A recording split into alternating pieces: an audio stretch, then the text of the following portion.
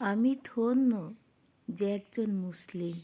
আমি ধন্য সে বাবা মার ঘরে জন্ম হয়েছি।